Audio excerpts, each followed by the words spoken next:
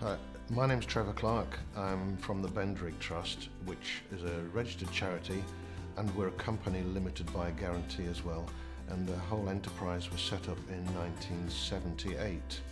It was the brainchild of a charitable trust based in Birmingham, and they wanted to create a residential centre in a rural setting where young people from different backgrounds could come together and share experiences and do interesting and exciting and adventurous activities. The main beneficiaries of the Bendrigg Trust, disabled and disadvantaged, and that obviously is a huge category, but one of the important things about the Bendrigg Trust's work is it's completely inclusive. So we see people with physical disabilities, sensory disabilities, learning disabilities, and young people from disadvantaged backgrounds. The Bendrigg Trust is quite expensive to run. At the moment we're employing about 25 members of staff, but we make a charge to all the groups that come and stay with us, which covers probably about 75% of the running costs of the centre. So then on top of that, we have to fundraise to create a balanced budget.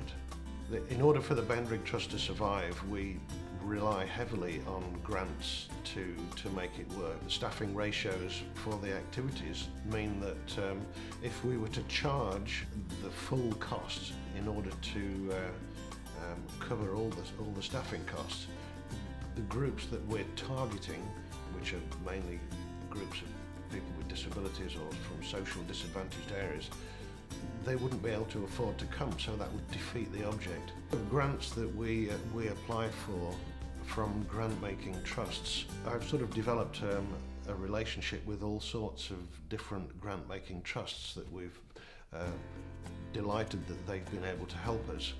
And if you're successful with one grant-making trust because they like the work you do, it's likely that they'll be able to help you with funding in a couple of years' time when you've got another project. Fundraising for the Bendrigg Trust presents a huge set of challenges.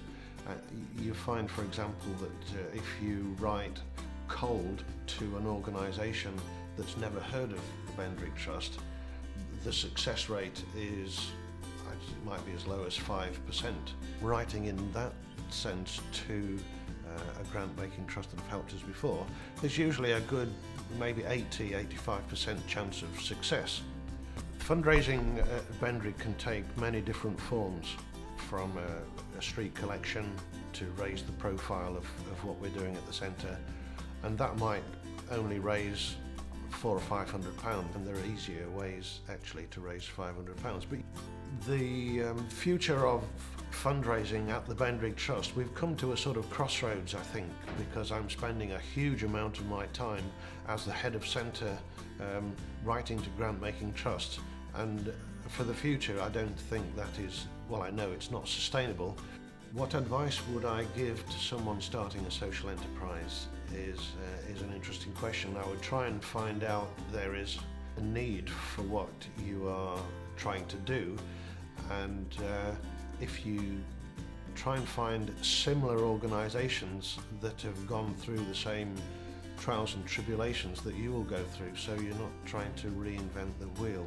We've had a lot of help at Bendrigg in the past from higher education and further education organisations in terms of trainee programs, getting students involved in projects at the Bendrigg Trust.